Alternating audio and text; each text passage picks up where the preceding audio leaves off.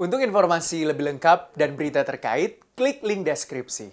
Dan jangan lupa juga untuk download aplikasi CNBC Indonesia yang tersedia di Play Store dan juga App Store. Jangan lupa subscribe ya.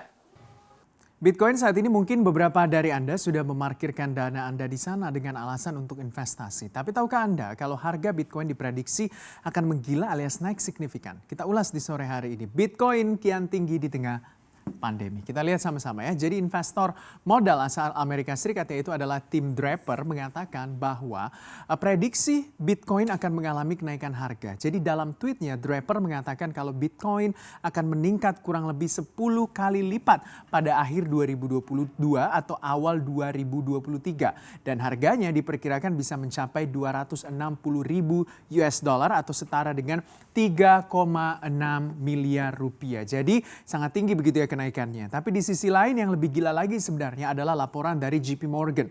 JP Morgan mengatakan jika Bitcoin akan bernilai kurang lebih 650.000 US dollar atau setara dengan 9,2 miliar rupiah. Jadi prediksi tren positif dari Bitcoin selama pandemi COVID-19 memang menurut JP Morgan mata uang alternatif seperti Bitcoin mendapatkan pertumbuhan aset kurang lebih naiknya adalah 227%.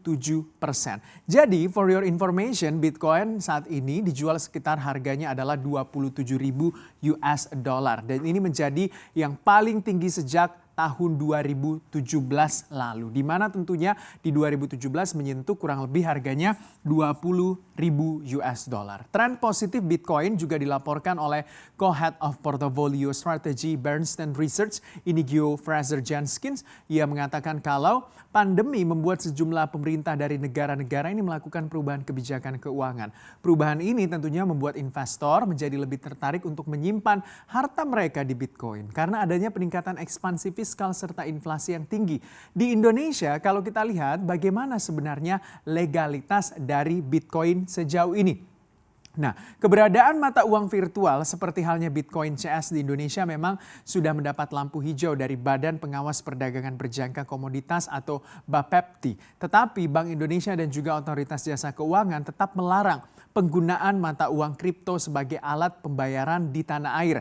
Uang digital ini juga bukan merupakan produk industri keuangan. Ada 4 peraturan begitu ya dari Bapepti yang melegalkan perdagangan komoditas digital aset kripto dan juga emas digital antara lain adalah peraturan Bapepti nomor 2 2019 tentang penyelenggaraan pasar fisik komoditas di bursa berjangka. Yang kedua adalah peraturan Bapepti nomor 3 2009 tentang komoditi yang dapat dijadikan subjek kontrak berjangka, kontrak derivatif syariah dan juga kontrak derivatif lainnya dan diperdagangkan di bursa berjangka. Yang ketiga adalah peraturan Bapepti nomor 4 2019 tentang ketentuan teknis penyelenggaraan pasar fisik emas digital di bursa berjangka. Yang keempat adalah peraturan Bapepti nomor 5 tahun 2019 tentang ketentuan teknis penyelenggaraan pasar fisik aset kripto di bursa berjangka. Jadi, kalau Anda memilih Bitcoin untuk menjadi salah satu dari portofolio investasi Anda, mungkin Anda juga harus menimbang matang-matang tentunya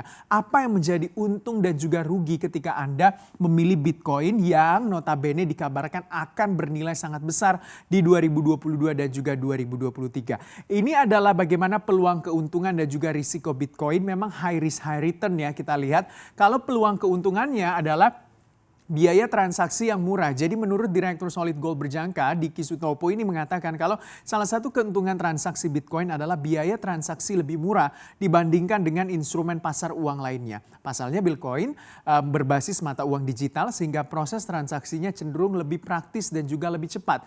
Yang kedua adalah keuntungannya jelas. Bagaimana analis Central Capital Futures Wahyu Laksono mengatakan kalau investor mulai melarikan uang-uang mereka ke Bitcoin atau mata uang digital lainnya karena menjanjikan keuntungan yang jelas tentunya.